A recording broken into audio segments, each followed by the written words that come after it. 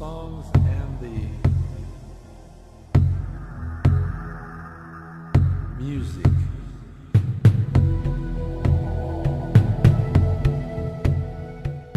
Oxalá abençoe os filhos que estão na casa nessa noite. Um certo rei, uma noite sonhou. Tudo que um rei tem é tempo para sonhar, né? Se tem alguém que pode sonhar, eram os reis. Dentro do seu palácio, várias raposas que cruzavam os salões do palácio. E o rei ficou intrigado e começou a consultar seus conselheiros para saber o significado do sonho. Como ninguém dava uma definição plausível, o rei colocou um manifesto, mandou comunicar no reino que daria um saco de ouro para quem interpretasse seu sonho. E um lenhador, muito humilde e pobre, disse: se eu pudesse interpretar esse sonho, eu melhoraria bastante a qualidade da minha vida. Como ele estava no meio do mato, lenhador, logo tem que estar na floresta, né, trabalhando. Um pássaro veio e sentou perto do lenhador e disse: você gostaria de ganhar o dinheiro? Ele, espantado, disse: você está falando comigo? Sim. Ele falou: mas você fala? Ele falou: sim, falo. Ele disse: gostaria, mas eu não sei interpretar o sonho. O pássaro disse: ó, eu posso te dar a solução do significado. Você sabe qual é? Sei. Então conte-me. Não. Contarei com a condição que você reparta comigo a metade do saco de moeda. O lenhador, não tendo outra opção, concordou. E o pássaro disse a ele: diga ao rei que o sonho com a raposa significa que a atmosfera do reino dele está poluído por raposas, por pessoas falsas que o querem prejudicar, que o querem derrubar. O lenhador foi ao rei e disse isso. E o rei, agradecido, disse: eu havia percebido isso.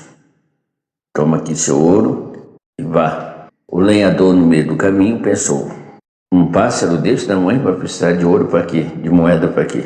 Eu vou desviar o caminho, não vou dar nada para esse pássaro. Desviou o caminho e foi para sua cabana. Tempo depois, o rei sonha que dentro do seu salão havia vários punhal pendurado no teto, balançando. Acordou intrigado e dessa vez disse: olha, não adianta nem consultar os outros, eles não sabem de nada. Mandou que o exército dele, os soldados, fosse até a cabana do lenhador, que aí já não era mais uma cabana, havia melhorado a condição, e diga a ele que eu quero que ele venha interpretar o sonho. Assim foi feito. Os soldados, chegando ao lenhador, bateram na porta. Ele abriu a porta, falou: Vossa Majestade, quero o senhor no palácio para o senhor interpretar o sonho. Ele falou: não posso. E como você não pode? É ordem do imperador, ou obedece ou morre. Ele disse: não tem outra opção. Tudo bem, mas diga a ele que eu preciso de um dia todo para meditar sobre o sonho. E assim foi feito. Foram embora. E aí ele falou: eu não sei interpretar coisíssima nenhuma, e agora? O pássaro não vai querer me ajudar. Reclamando da própria sorte, entrou no mato e está lá resmungando, quando o pássaro voa até ele e diz: o que aconteceu dessa vez? Ele disse: ô pássaro, você me desculpa, mas estava pensando em você. Eu preciso interpretar outro sonho. E dessa vez, pássaro, é 2 sacos de moeda que o imperador vai dar. E dessa vez, se você me contar, eu prometo que eu dou um para você. O pássaro disse: tudo bem. Vai, diga ao imperador que o sonho que ele teve com os punhais é porque a atmosfera do palácio, do reino dele, está extremamente poluído por violência. E que se continuar assim, vai sobrar até para ele. Foi, contou ao rei. O rei: ó, toma aqui seus 2 sacos de ouro. Muito obrigado. Voltando para a cabana, ele disse: esse passarinho está brincando com a minha cara. Ele está se aproveitando da minha pessoa.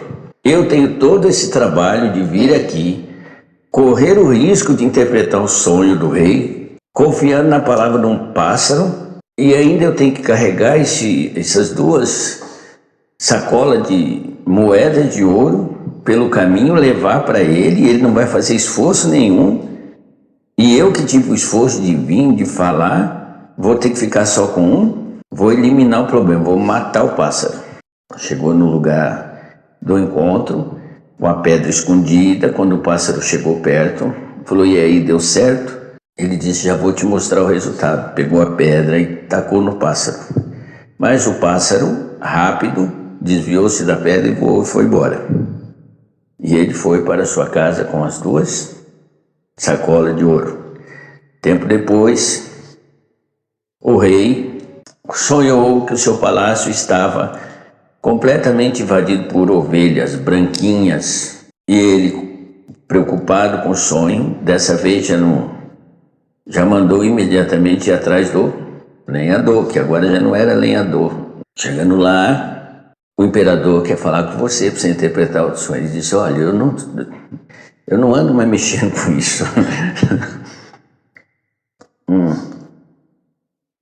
Mas diga a ele que eu preciso de um dia, ou talvez dessa vez até mais, para pensar. Tá bom. Ele disse: e agora? Dessa vez o pássaro não vai aceitar de maneira nenhuma, né? Eu quase matei. Mas às vezes, como agora é 3 sacolas, quem sabe eu convenço ele. Entrou na floresta e lá veio o pássaro. Ele disse: não se preocupe, não estou com pedra. O pássaro disse: já sei, é outro sonho, né? E eu não sei interpretar. Bom, então você vai lá e diga ao imperador que as ovelhas brancas que ele viu no palácio estão querendo mostrar para ele que a atmosfera do palácio dele agora está em harmonia, está em paz, e que ele está rodeado de energia boa e que tudo está muito bem para ele. Mais do que depressa, o lenhador se pôs a caminho, foi lá, contou ao imperador o sonho, interpretou o sonho, e o imperador, feliz, falou: eu percebi mesmo que a atmosfera aqui estava bom, e entregou os 3 sacos de ouro para o lenhador. O lenhador, saindo dali, tomado pelo peso da consciência de tudo que ele já havia feito, ele disse: bom, eu não posso fazer nenhuma sacanagem com esse pássaro, afinal de contas, mesmo depois de tudo que eu fiz, ele ainda me ajudou. Foi até o pássaro, sentou lá e disse: não se preocupe, eu não vou te matar, eu estou aqui com os 3, eu vou te dar a sua parte, ainda vou te dar até das outras que eu fiquei te devendo. Não tenha medo de mim. O pássaro chegou e disse: não, eu não preciso do seu ouro, eu não preciso de moeda, eu não preciso de nada do que tem valor para você. E não se preocupe que eu não estou chateado com você, porque eu não esperava outra coisa de você, não tinha como esperar uma atitude diferente de você nas outras vezes, diferente da atmosfera que você vive. Na primeira vez que eu disse que o império do imperador estava rodeado de falsidade, você estava respirando essa atmosfera. Então eu não podia esperar de você outra coisa. No segundo sonho, quando eu disse que estava rodeado de ira, de raiva, de ódio, eu não podia esperar outra atitude sua. E dessa vez eu não esperava outra coisa, porque dessa vez realmente o ambiente está bom. Pode levar seu ouro, eu não preciso dele. Isso traz as pessoas a pensar por que é que sua vida se encontra da maneira que se encontra. É a atmosfera no ambiente onde você vive, é a atmosfera do lugar que você habita, das pessoas que te cercam. Tudo isso que está acontecendo na sua vida é isso. Se você está passando aperto, essas coisas, você está rodeado e você está deixando se contaminar pela atmosfera das outras pessoas que estão ruins de situação. Se você está vivendo um momento de raiva, de briga, de coisa, é porque você está permitindo respirar essa atmosfera de outras pessoas que nada tem a ver com você. Mas se você está em paz, é porque você também, de alguma maneira, está respirando essa atmosfera dos outros que não te pertencem. Os homens estão na Terra há muito pouco tempo, há uns 200 mil anos. Vocês são novos, o planeta de vocês é novo. E muitos de vocês sempre estiveram aqui. Alguns de vocês estão sentados me ouvindo aí, já se eu falar sobre Atlântida, se eu falar sobre Lemúria, o gigante, quando vocês ouvem falar sobre Noé, sobre Moisés, sobre Segunda Guerra, Primeira Guerra, aquilo que reflete o pensamento de vocês é exatamente o que vocês viram. E quando vocês acreditam em religião para mudar a vida de vocês, vocês estão acreditando num compromisso coagitivo, prematuro, que é a capacidade de acreditar numa coisa que não é real e que não aconteceu, mas que vocês desde pequeno foram ensinados a acreditar que alguma coisa pode acontecer de diferente. E quando não acontece também, que vocês lastimam, também é um compromisso primitivo. Desde que o homem está sobre essa terra, ele está brigando com o homem. Vocês vivem em guerra desde o início. A troco do que, não sei. Desde que o mundo é mundo, vocês sentem inveja, vocês sentem raiva, vocês sentem ódio, vocês sentem tristeza. E o que as religiões têm feito para mudar isso? Nada. Em que tem ajudado? Em nada. As missões das igrejas, do catecismo, do catolicismo, está dentro dos presídios. Fazendo o que lá? O que eles estão fazendo lá? O que eles estão melhorando? Nada. Porque o ser humano não foi feito para ser tratado igual animal, ser trancafiado. Uma pessoa que comete um crime, ele não nasce criminoso. É o sistema, é o ambiente onde ele vive, essa poluição que polui ele, a mente dele. E ele é levado para lá para mudar, mas na verdade ele vai para fazer uma faculdade, ele sai de lá pior, porque tem outros que cometeram coisas muito pior do que ele. E está lá essa bandaréu de espiritualidade lá dentro, contando lorota.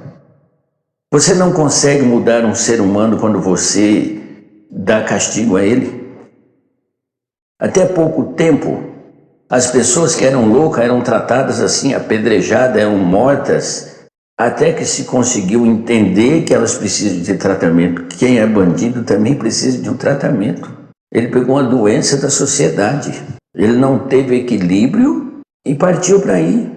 E vem essa mesmice de 2.000 anos, de 4.000 anos, de 5.000 anos, chamado religião, que salva, que resolve, e não estão fazendo nada, não deu certo nada.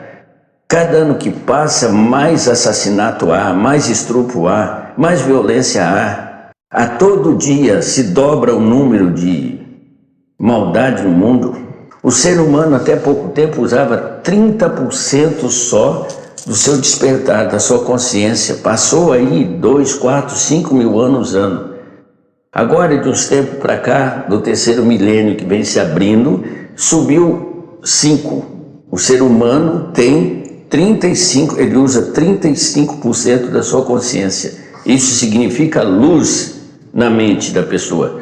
Então, antes disso, vou mostrar o poder de Deus aqui. Antes disso, o ser humano usava 30% de consciência, ele tinha conhecimento do que ele estava fazendo, o que ele devia fazer, o chamado livre-arbítrio. 30%. E 70% é escuridão, é a falta de conhecimento. Olha o quanto a luz é poderosa. O ser humano passou aí os últimos 5, 6, 200 mil anos com 30% de luz acesa em vocês. Vocês só conseguem hoje 35%, quer dizer, ainda tem 65% de treva, de desconhecido para vocês. E mesmo assim, com 35% só de despertar, olha o quanto o mundo de vocês evoluíram. E você vem me falar que é o homem que foi aprendendo, que a ciência foi desenvolvendo no planeta de vocês, coisíssima nenhuma. Por amor a vocês, por querer transformar esse lugar num lugar decente, onde as pessoas conheçam verdadeiramente o sentido de amar-se umas às outras, vieram para cá seres extremamente amorosos e extremamente especiais. E continuam vindo numa escala muito maior. E o que o Pena Branca está propondo, filho, é desligar toda essa bobice do passado. Tudo que ensinaram para vocês sobre Deus, esquece isso. zera você, meu filho. Zera e começa do princípio. Qual é o princípio? Para você entender a grandeza de um Deus, você primeiro precisa entender o seu mundo. Entender você. Por que você é revoltado? Por que as coisas não dão certo para você? O que é que você está fazendo? O que você está buscando? Mas vocês são programados para saberem o que o homem pode fazer e o que ele não pode fazer. Desde pequeno vocês sabem que vocês têm limitação. Vocês se espelham em alguns poucos que fizeram alguma coisa e já se limitam. Eu não tenho estudo para isso, eu não tive oportunidade para isso, eu não tive isso, eu não tive aquilo. Sabe o que é isso? Eu nasci pobre, eu nasci isso, eu nasci aquilo. Você nasceu igual todos. E aí ficam procurando guia, procurando mentor, procurando salvador, procurando entender o outro mundo. Você não consegue entender nem o seu. O que você quer saber sobre outra vida? Essa é a vida que está sendo oportunizada a você. E você está perdendo ela, você está desperdiçando ela atrás de mandamento, atrás disso, atrás daquilo. Essas religiões todas deveriam desaparecer da face da terra. Não serviram para nada, a não ser enganar o ser humano, colocar medo em vocês, inventar um camarada chamado Diabo Todo-Poderoso que assombra todo mundo e põe até Deus para correr. Onde já se viu isso? Não tem a menor hipótese de um espírito imundo dominar a mente de uma coisa superior, divina. Você faz parte do todo, você é parte dele, ele habita em você.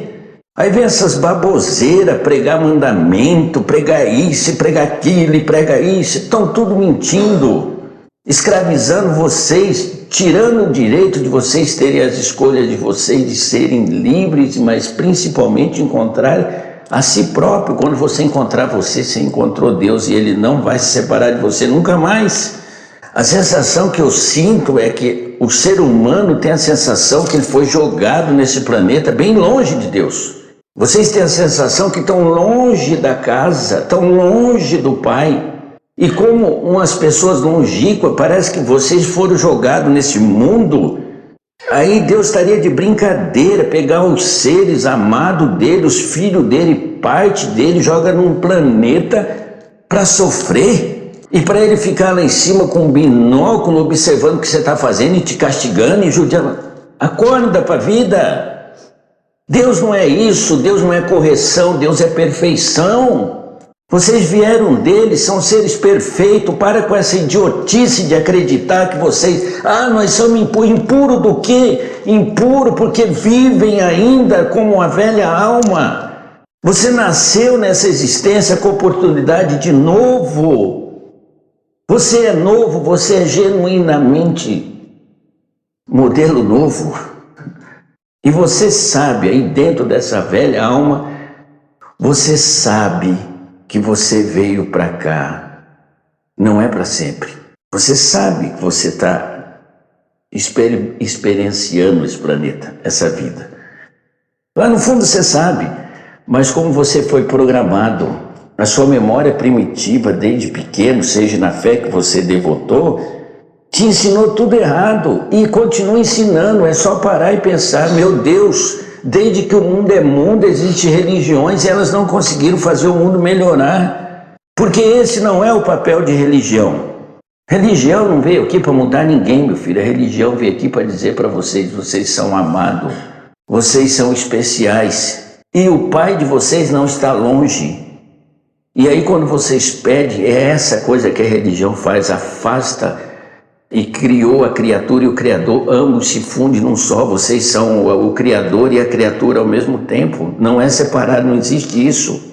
Mas essa memória coadjutiva que faz com que, prematura, com que faz com que você pareça que já sabe que não vai dar em nada o que você está pensando. É sério. Você planeja um negócio à noite dormindo, ou você fantasia, ou você imagina um relacionamento, ou você imagina uma vida próspera, ou você imagina alguma coisa para si, mas imediatamente essa memória primitiva diz para você, isso não é para você. Você tem que merecer. E lá entra de novo a história de merecimento. Merecimento, que merecimento? Se o homem fosse viver de merecimento, vocês estariam todos mortos. Porque da maneira que vocês tratam o relacionamento entre vocês e a divindade, Deus e a existência, vocês deveriam morrer todos. Porque Deus dá toda a oportunidade de vida e de felicidade, um planeta lindo, cheio de coisas boas e belas para se ver, e vocês aceitam viver aqui, ó, preso em terreno de 12 por 30, de 10 por 8, parecendo pombo, meu filho, empoleirado um em cima do outro, querendo, sei lá eu, chegar ao céu, sei lá onde vocês querem chegar. De verdade. O que leva vocês à salvação não é a sua atitude, não. Existe um conto de dois moços que viviam em margem oposta do rio, e do lado de uma margem havia um templo, e da outra margem havia um clube que saía festa. E uma noite, os dois jovens se encontravam, e uma noite, no mesmo horário, os dois tiveram a mesma ideia. O que morava do lado do salão de festa disse: vou ao templo rezar. E o outro que morava do lado do templo falou: eu já estou cansado de rezar, eu vou lá do outro lado para a festa. E foi para a festa. Tarde da noite, ambos voltam para atravessar o rio, são pegos por uma correnteza forte e morrem os dois dentro do rio. Vão, sua alma sobe, e lá tem um porteiro. Isso é historinha, viu, meu filho? Não entra essa paranoia de porteiro do céu também não, hein? Por favor. Tá? Não entra nessa idiotice. Tá na hora do ser humano parar com essas idiotices. Tá na hora de vocês acordarem. Vocês são livres. Esse negócio de obsessor, de coisa que vocês sentem, é aquilo que eu falei ali, a atmosfera que você está respirando. Muda o ar. Chega os dois lá, o que estava na festa e o que estava no templo. O porteiro, isso é um conto, hein? É um conto. O porteiro diz àquele um que estava na festa: meu filho, você estava na festa, né? Pode entrar que Deus está te esperando na glória. O outro falou: bom, quem está na festa entrou pro reino, já vou passando. Foi barrado, falou: você estava no templo, infelizmente você vai ter que descer ao inferno. Ele falou: seu porteiro, tem alguma coisa errada aí. O senhor trocou as coisas. Eu que estava no templo, ele estava na festa. E ele já entrou, o senhor pode pegar ele do colarinho e trazer para fora. Eu que tenho que entrar no lugar dele. E o porteiro disse: o que importa para nós não é o lugar onde você esteja, mas é o lugar onde a sua mente esteve. Você estava no templo, mas o tempo inteiro dizendo: que coisa chata, eu podia estar na festa, eu estou aqui dentro do centro, né?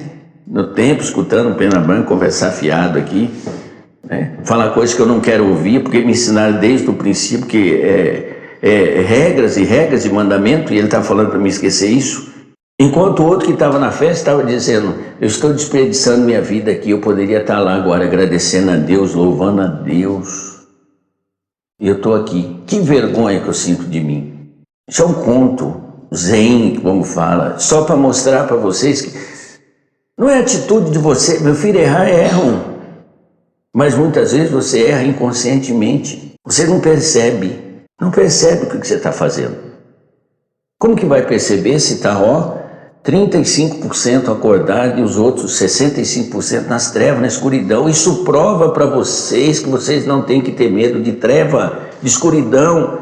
Olha, 30 contra 60, 30 contra 70 era maior ainda, dava meio a meio. Agora 35 contra 65, e olha o quanto que vocês evoluíram espiritualmente já com o passar dos anos. Olha quanta espiritualidade tem, quanta manifestação. A Umbanda não tem mais como parar, o kardecismo não tem mais como parar. As pessoas reparam incorporação de kardecismo e sentam a língua, porque é mania de falar mal dos outros, das outras religiões. Mas aquilo lá, o que é? Canalização de energia. Eu estou aqui canalizado no meu aparelho. Isso aqui é uma canalização espiritual. Sabe quando você tem esses pensamentos positivos, de ânimo? É uma canalização. Que significa que você abriu a porta. Então tudo está disponível para você. Quantos remédios existem que curam doenças iguais, idênticas, que todo mundo tem, e alguns se curam e outros não? Por quê? Por quê? Porque alguns continuam com essa memória primitiva de que ele merece mesmo, ele está doente porque ele mereceu, porque é o karma, porque é o dharma, porque o karma é uma coisa negativa e o dharma é a vida, é coisa positiva. Eu mereço, que Deus ruim, hein? A escolha é sua, meu filho. Nada aconteceu sem que você desse permissão. Olha, eu quis vir na corinha escura, eu quis vir na cor escura, você que quis, foi opção.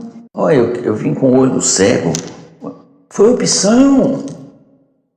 Deus não faz nada para contrariar um filho seu. Deus sempre diz sim. E quantas vezes mais fechar as portas para você, Deus está disposto a abrir. Mas Deus não é esse pai que vocês têm noção, que vocês estão longe, pede uma coisa para o pai fala, não, você está longe de mim, não vou te atender. Pelo contrário, quando um filho seu está longe e te pede um socorro, você se esmera, você faz o maior sacrifício, mas vai socorrer o filho. Na concepção de vocês que são pecadores, vocês são capazes de fazer isso. Agora imagine Deus. É imediato, seja lá como vocês chamarem, mentores, guias de guarda, Espírito Santo, companheiro de caminho, não importa, isso está disponível, nós estamos aqui, anjo de guarda, arcanjo, sei lá eu que for, nós estamos disponíveis e com uma missão de auxiliar vocês. Precisou de socorro, aqui estamos. Vocês vão caminhar agora para uma nova fase da medicina de vocês, de autocura. Aí vai falar assim, o mundo evoluiu. Não evoluiu, isso é o xamanismo antigo. As mulheres que ficaram com esse peso de carregar o xamanismo, porque foram escolhidas, porque conseguem dar luz, preparar uma vida. Todas as mulheres são xamã. Elas conseguem pegar uma criança no colo que está com cólica, que está com coisa, chacoalha, o calor dela faz com que a criança se aquiete. Isso é magia, é xamanismo. Mas olha a diferença, eu sou um xamã, eu fui um xamã no Novo México. Tribo Yá, que foi a primeira tribo xamânica que houve.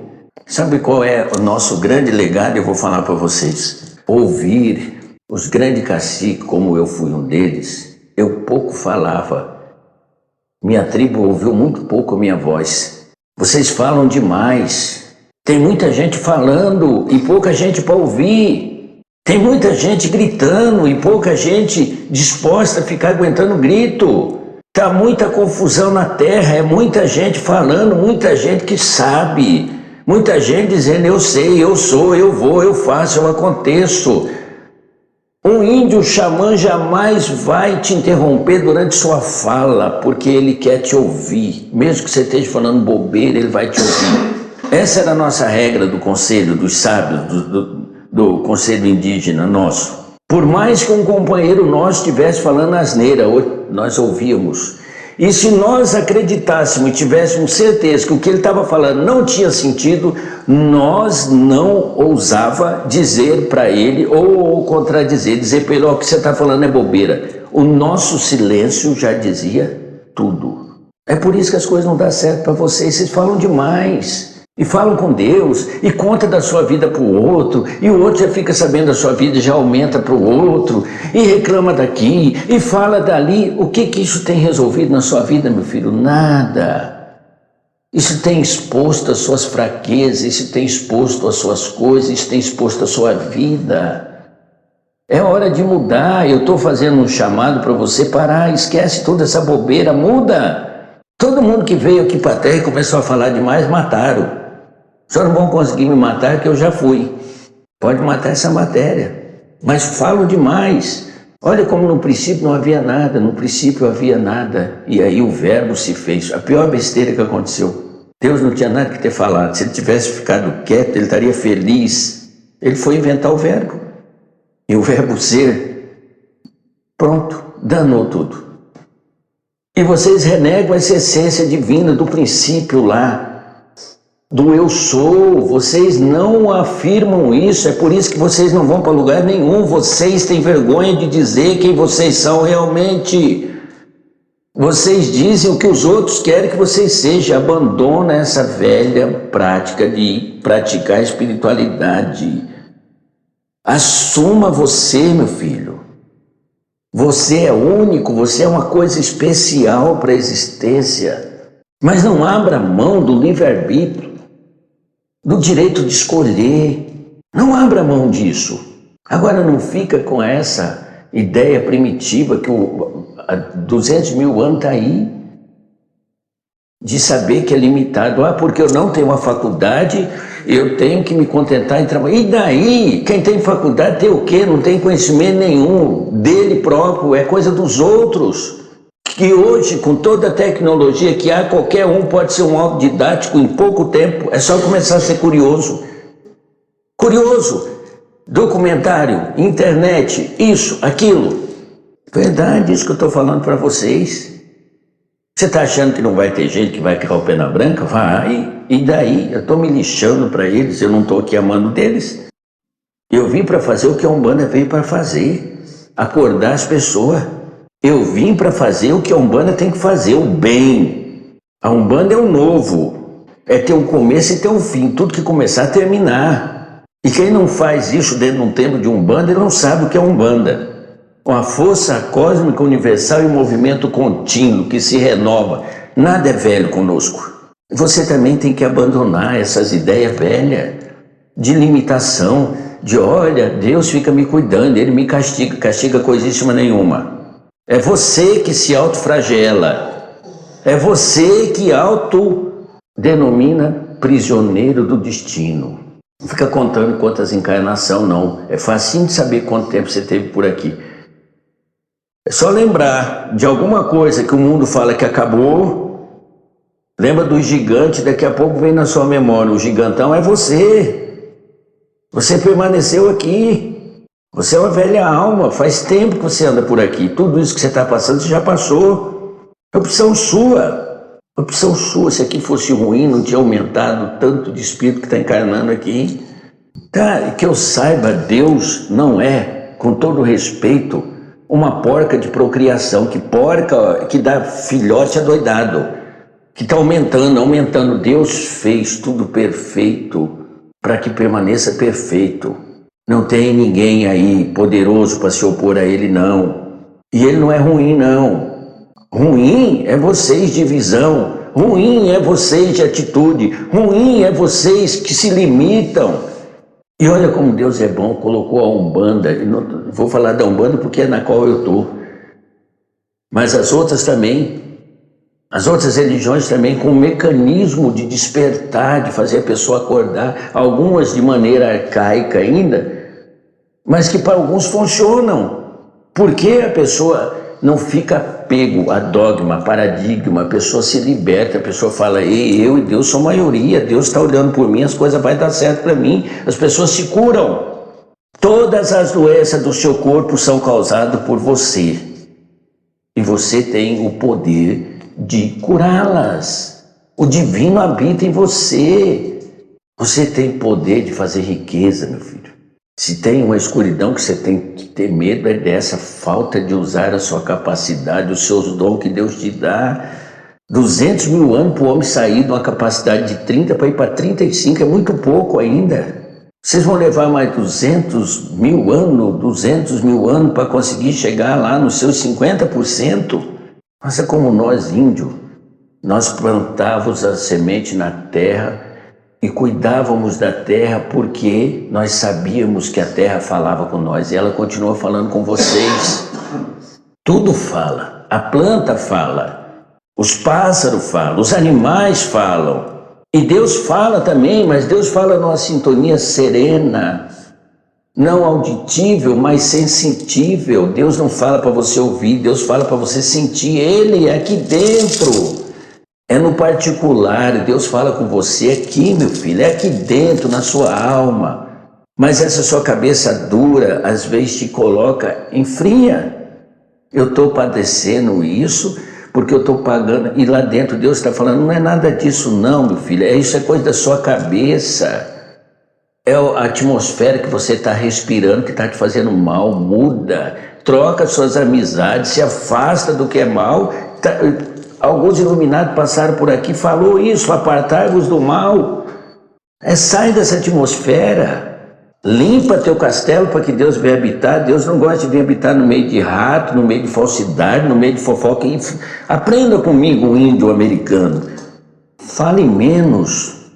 Aliás, não fale nada, observe. E você vai aprender. E você vai tirar lições dos faladores, dos homens que vendem cobra. Olha, parece um conjunto, de verdade, parece um bando de maritaca conversando. Presta atenção numa família desequilibrada que está passando por necessidade, qualquer coisa. A mãe, guri, não faz isso. A minha irmã, não faz isso, pai. Oh, fica quieto que eu quero assistir a novela. E outro, olha a confusão. Todo mundo quer falar, todo mundo quer ter razão, todo mundo quer ter voz. E Deus está ali querendo falar. Ei, acalma. As coisas vão passar, vai melhorar. Eu estou aqui, eu estou vendo sua situação, não vou deixar você na mão. Relacionamentos acabam por quê? Por causa de falatório, cobrança. E por que há cobrança? Porque tem alguns bandos de Zé Lengué, que é a palavra que o meu aparelho usa muito, falando na cabeça do um e do outro também. Pobres de espírito, que talvez não tenha nenhum amor para si, quer dar conselho para os outros.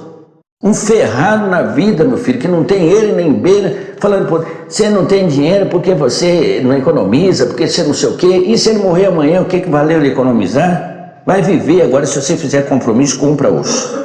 É diferente. Se é responsabilidade, é uma coisa, que também é margem. Você pode ser uma pessoa extremamente responsável, mas um responsável ruim, severo, caxia. Você tem que ser flexível, meu filho. Flexível. Não pode ser, você não nasceu para ser estático, senão você seria uma estátua. Seja flexível, meu filho.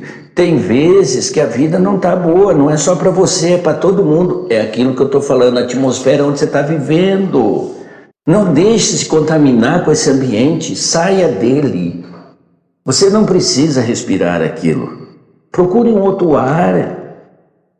Vai conversar com pessoas inteligentes, mas converse pouco, ouça bastante. Preste atenção na natureza. A natureza quer falar com você. Deus está falando uma sintonia baixinha, mas não consegue porque tem um doido gritando no seu ouvido, te dando conselho. A partir dessa noite, o camarada que vem te dar conselho, você diz para ele, guarda os conselhos para você. O conselho, o maior conselho que eu tenho na minha vida é eu. Porque o meu conselheiro é Deus e ele não grita comigo, ele fala no meu coração. Eu nunca ouvi Deus gritar com ninguém. Eu nunca vi Deus gritar com ninguém. Eu vejo o ser humano. É pastor gritando, sai Satanás, sangue. Como que uma coisa pode ser uma coisa libertadora falando em sangue? Não, Umbanda é a mesma coisa.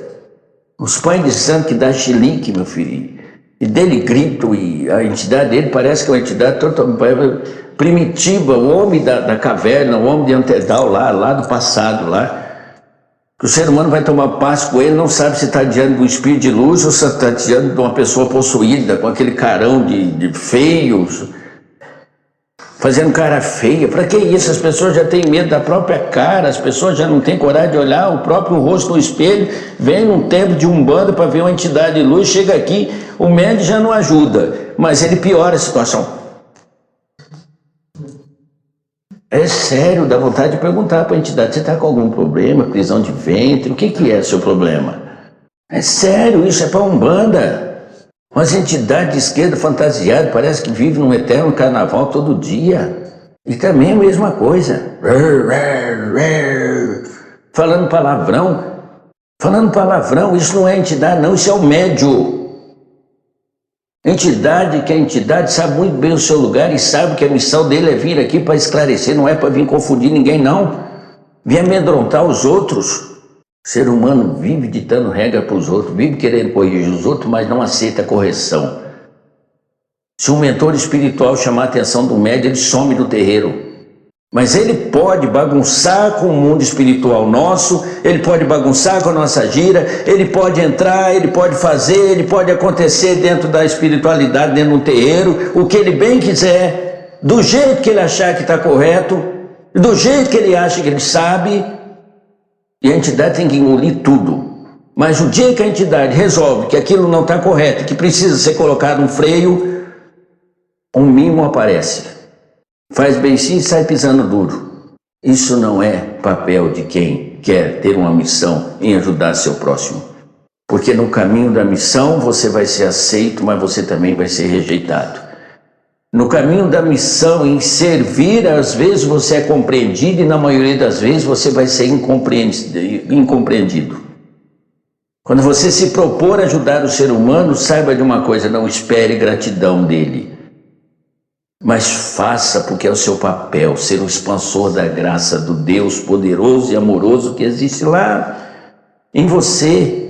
Você é a expressão dele. Faça por amor a Deus, em reconhecimento a tudo que Deus tem feito e segurado por você.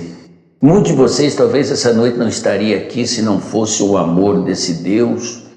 Muitos de vocês talvez já poderia ter ido embora. Esse remédio que te mantém vivo foi Deus, o amor de Deus que fez com que algum outro filho dele tivesse a capacidade de desenvolver para poder te dar um pouco de conforto. E é hora de você fazer alguma coisa também. Você recebeu a graça, passar lá à frente. Faça isso e a vida de vocês vai melhorar muito. Renasça, meu filho. Crie a sua própria história. Tá? Vai ser feliz. Há inúmeras maneiras de ser feliz. Vai se meter na vida dos outros, não.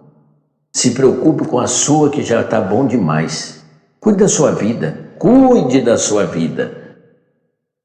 Porque apesar de você ser um camarada extremamente descuidado com as suas coisas, Deus é um camarada extremamente atencioso com as suas atitudes. E todas as suas atitudes faça bem feito, de maneira de que você, como um representante, como uma imagem e semelhança do divino, não macule essa imagem de divino que você tem.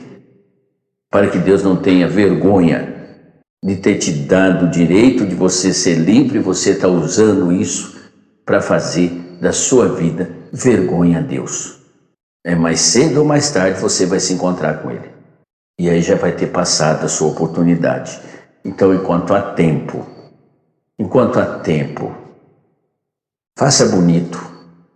Termine sua história de pé. Faça com que Deus, ao você chegar aos pés dele, você vai chegar, olhe para você e te aprove e diga: valeu a pena. Todos que eu mandei lá embaixo para te ajudar, tudo que eu te dei, tudo que eu te proporcionei valeu a pena. Você viveu realmente, você preencheu a sua vida daquilo que eu queria. Alegria, felicidade, contentamento. É isso que vale a pena na vida. A vida só tem um sentido: ser feliz por completo. Fora disso, não é vida. É outra coisa qualquer, menos vida. Aproveite enquanto você tem a oportunidade e viva, mas viva mesmo, intensamente. Todo dia como se ele fosse o último, porque pode ser que seja. É isso por hoje.